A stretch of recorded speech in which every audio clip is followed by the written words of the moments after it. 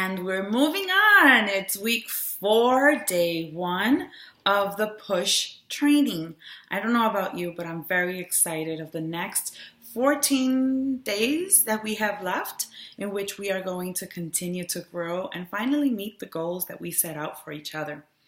As Beachbody coaches, one of the biggest struggles that I face is time management.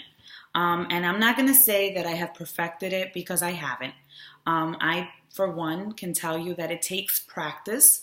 It takes a willingness to try things that work for other people and see if they fit you, but stick to a system. Basically, create a system that is going to work for you. Because just like money, time needs to be used, not wasted. Time needs to be invested. And if you're working, because I know that most of us like to feel that we are gifted in the multitasking idea, and multitasking works for many things, but not if you're going to do a power hour in Beachbody. What do I mean by that?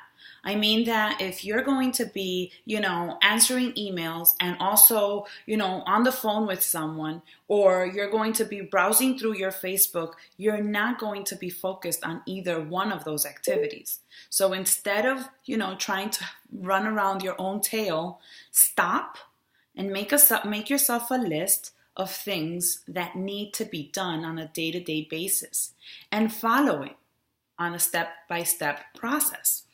I'm only going to give you a few of my personal views on this power hour idea, and then I'm going to ask you to watch Scotty Hop's video, because as you know, we learn from the top coaches, and he has very good tips that will help us stay focused with our power hour. One thing that I learned from this past weekend was the idea of stop feeling overwhelmed and stop giving ourselves the guilty trip because we haven't done everything in our to-do list. So I want to kind of highlight the idea that Leanne shared with us, which was to create a already did list at the end of your day. So the beginning of your day, you start off with your to-do list, but then at the end of the day, value the fact that you accomplished the things that you set out to do. And if you didn't accomplish the 10 things you had on your list, give yourself a pat on the back because you did 6 out of the 10, or you did 8 out of the 10, and move the next one for the following day.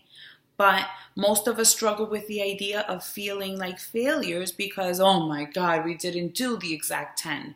It's not a matter of doing all of the 10, but staying consistent with following a schedule.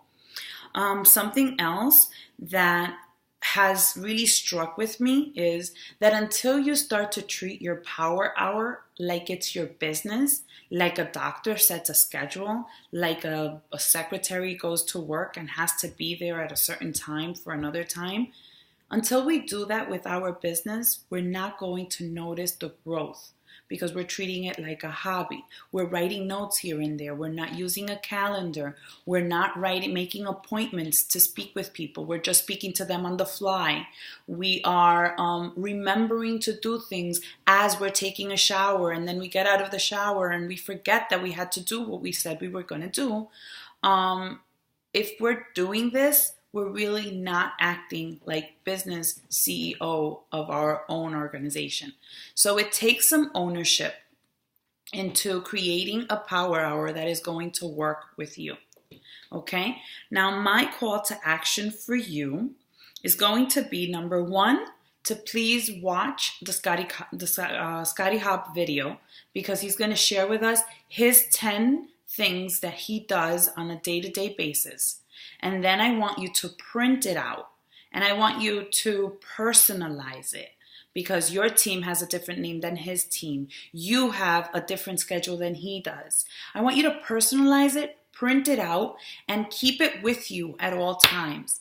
Once you do that, please comment below and tell me how this power hour is going to impact your business. And it may be a different one than you have tried 6 months ago, because before you weren't treating it as serious as you are now.